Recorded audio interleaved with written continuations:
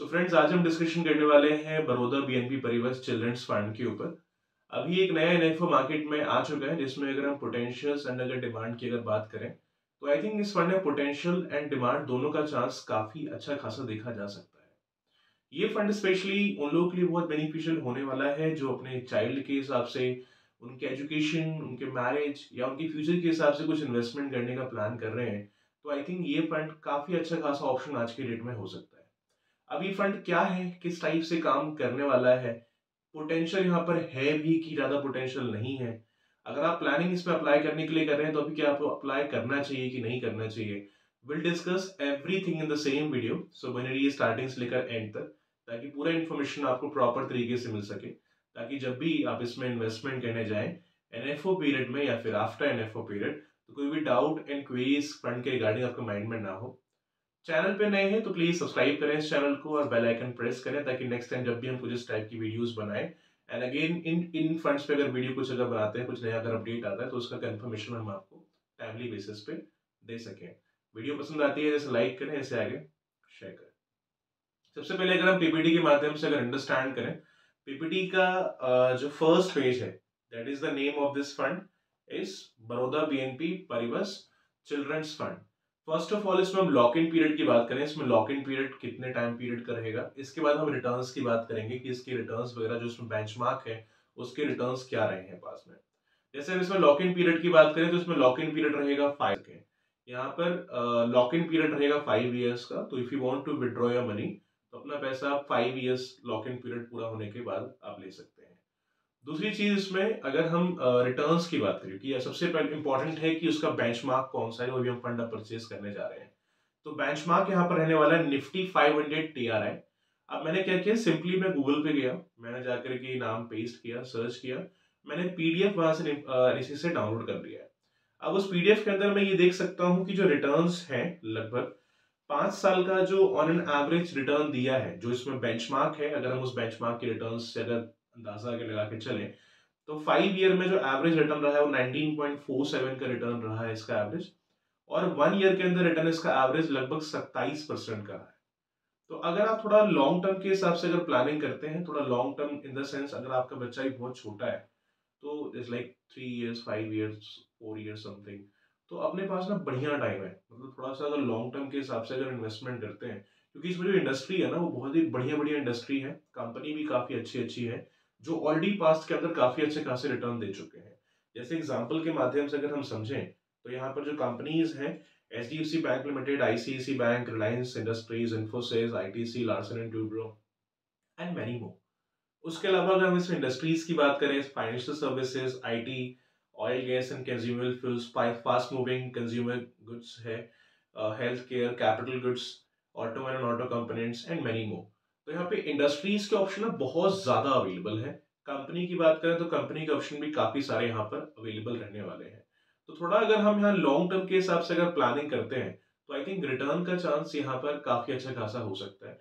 And definitely अगर आप child के हिसाब से प्लानिंग करें तो थोड़ा सा आपको लॉन्ग टर्म तो जाना चाहिए, क्योंकि चाइल्ड के जो एक्सपेंसेस हैं आने वाले टाइम में हायर एजुकेशन के वो बहुत महंगे होने वाले हैं, क्योंकि एजुकेशन के ऊपर भी इस टाइम में इन्फ्लेशन रेट बहुत महंगा है।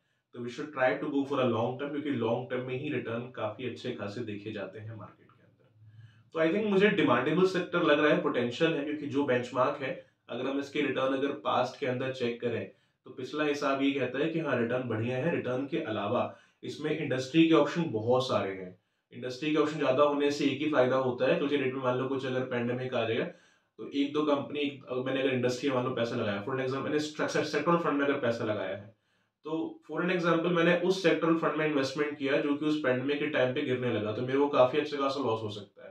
बट मेरे फंड में एक ऐसा ऑप्शन है जहां पर मल्टीपल सेक्टर है, तो उससे ये फायदा है कि मान लो फॉर एन एग्जाम्पल 20 सेक्टर है, 20 में से अगर 10 सेक्टर नहीं भी चले किसी वजह से, तो ऐसा भी हो सकता है कि 10 सेक्टर उस टाइम पे चले, वहां से मेरा रिकवरी हो जाए।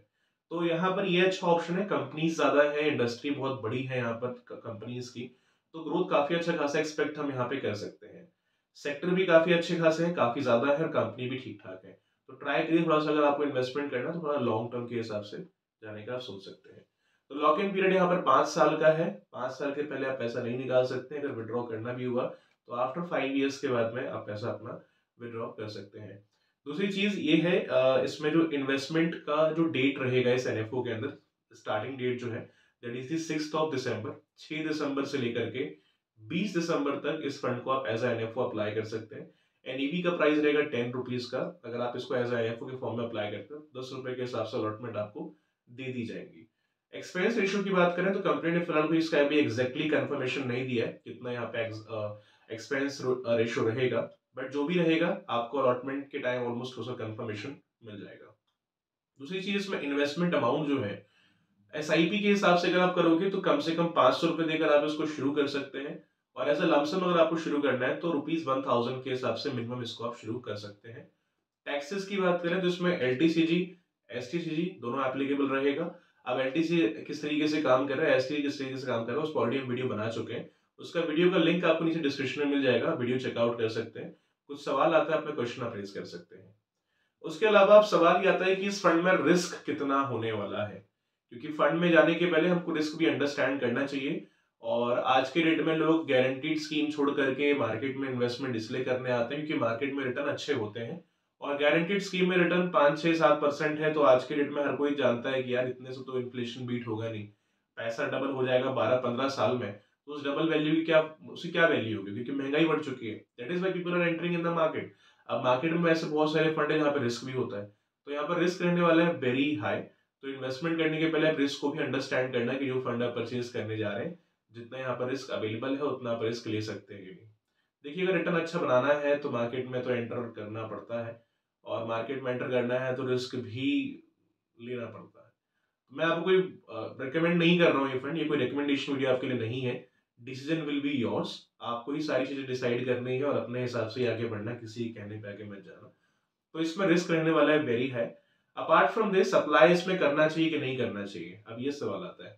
जहां तक मुझे लगता है अगर मैं इसमें थोड़ा सा लॉन्ग टर्म के हिसाब से प्लानिंग करूं, जिस टाइप से यहाँ पर सेक्टर्स काफी ज्यादा है, कंपनीज काफी ज्यादा है, तो मुझे लगता है ग्रोथ का चांस मैं काफी अच्छा एक्सपेक्ट कर सकता हूँ। प्लस मैं लॉक इन पीरियड वाले फंड के साथ में जा रहा हूँ। लॉक इन पीरियड का मतलब सिंपल है, आप एक डिसिप्लिन दे रहे हैं अपने आप को कि अपना पैसा मैं 5 ईयर्स के पहले नहीं निकाल सकता हूँ।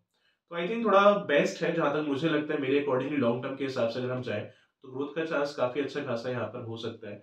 But again it's not recommendation video for you. एक बार अपने एंड से थोड़ा सा आप इस पे R&D करिए कि आपकी नीड्स के हिसाब से बेटर है कि नहीं, क्योंकि हर किसी की नीड्स ड्रीम्स अलग अलग होते हैं। आप एक पेन पेपर लो, सिंपली आपकी इनकम, खर्चे, सेविंग्स, और सेविंग में से आप कितना अमाउंट इसके लिए निकाल सकते हैं वो आप डिसाइड करिए। उसके हिसाब से आगे बढ़ने का डिसीजन लीजिए। फिर भी कुछ अगर सवाल रहता है आपका रिगार्डिंग दिस, अपना क्वेश्चन आप रेज कर सकते हैं कमेंट में। I give the answer as soon as possible guys. तो गाइस आई होप वीडियो आपके लिए काफी हेल्पफुल रहा होगा। चैनल पर अगर नए हैं तो सब्सक्राइब करें इस चैनल को, और वीडियो पसंद आई इसे लाइक करें, इसे आगे शेयर करें। Thank you very much.